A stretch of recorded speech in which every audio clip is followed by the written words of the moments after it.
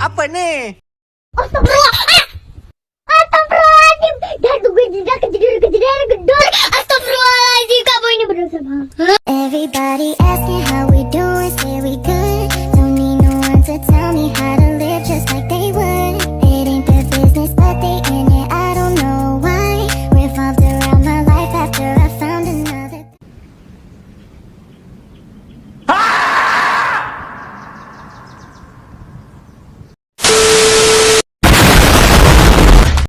Assalamualaikum warahmatullahi wabarakatuh. Perkenalkan, nama saya Rahmanisa, NIM 2101160.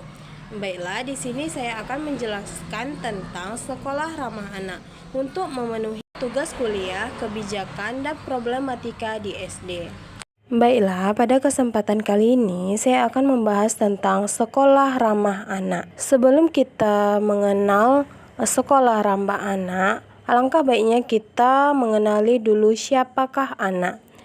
Undang-Undang Nomor 35 Tahun 2014 tentang perubahan atas Undang-Undang Nomor 23 Tahun 2002 tentang perlindungan anak. Anak adalah seorang yang belum berusia 18 tahun, termasuk anak yang masih di dalam kandungan. Apa sih hak dan kewajiban anak? Hak dasar anak adalah yang pertama itu hak hidup, yang kedua perlindungan, yang ketiga tumbuh kembang, dan yang keempat partisipasi. Kewajiban anak adalah menghormati orang tua, guru, orang dewasa. Yang kedua itu ada mencintai keluarga, masyarakat, dan teman. Yang ketiga mencintai tanah air, melaksanakan ibadah sesuai agama dan kepercayaan, menjalankan etika dan akhlak. Tadi saya sudah menjelaskan siapakah anak, hak dan kewajiban. Dan sekarang ayo kita mengenal apa itu sekolah ramah anak. Sekolah ramah anak adalah satuan pendidikan formal, non-formal, dan informal yang aman, bersih dan sehat, peduli, dan berbudaya lingkungan hidup. Mampu menjamin memenuhi hak-hak anak dan perlindungan anak dari kekerasan, kriminasi, dan perlakuan salah lainnya, serta mendukung partisipasi anak terutama dalam perencanaan kebijakan, pembelajaran, pengawasan, dan mekanisme pengaduan terkait pemenuhan hak dan perlindungan anak di pendidikan. Selanjutnya itu ada ciri-ciri sekolah ramah anak. Yang pertama, adanya perlakuan adil bagi murid laki-laki dan perempuan.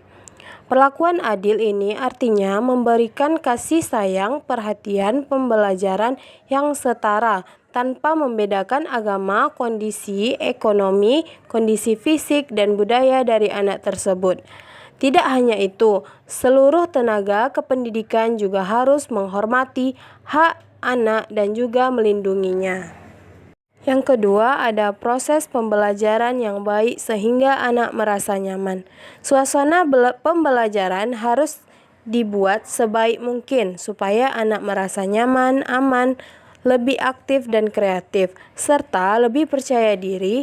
Agar bisa tercapai, hal ini bisa dilakukan dengan menerapkan metode pembelajaran yang inovatif dan variatif.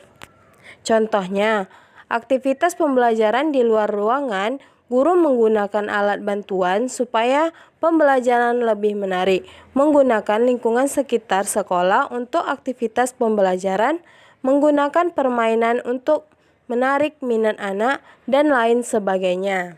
Selanjutnya, proses pembelajaran didukung media ajar.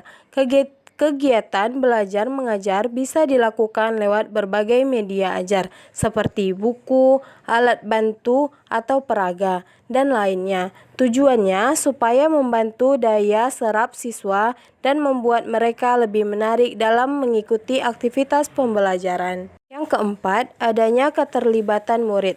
Tidak hanya guru, murid juga harus terlibat dalam aktivitas pembelajaran. Artinya, siswa harus didorong untuk mau mengembangkan kompetensi mereka. Misalnya dengan melakukan pembelajaran praktik, learning by doing, dan lain sebagainya. Yang kelima, keterlibatan murid dalam penciptaan lingkungan sekolah. Agar siswa merasa nyaman dan aman di lingkungan sekolah, mereka juga harus dilibatkan dalam aktivitas penyusunan dan penciptaan lingkungan sekolah senyaman mungkin.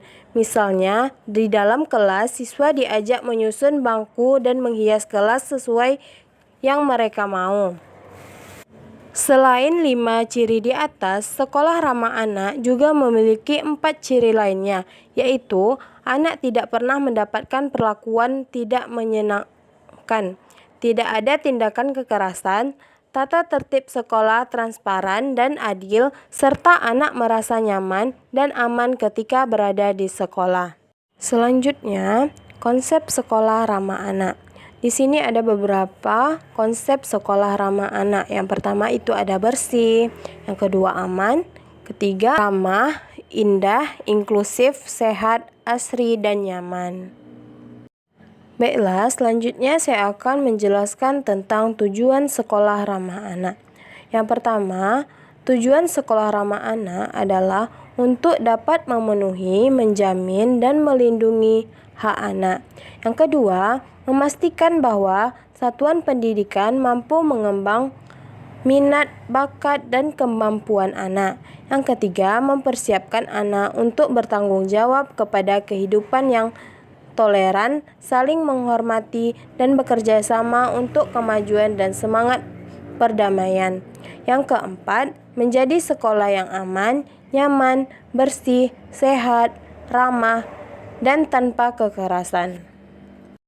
Apa saja sih komponen sekolah ramah anak?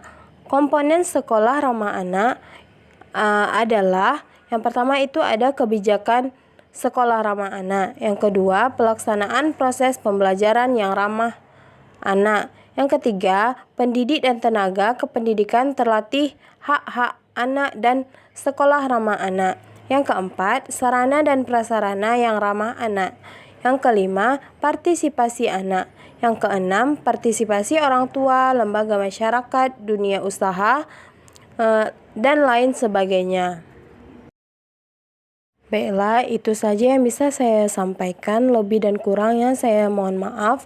Wabillahi taufiq wal hidayah. Assalamualaikum warahmatullahi wabarakatuh. Everybody asking how we doing, say we good. Don't need no one to tell me how to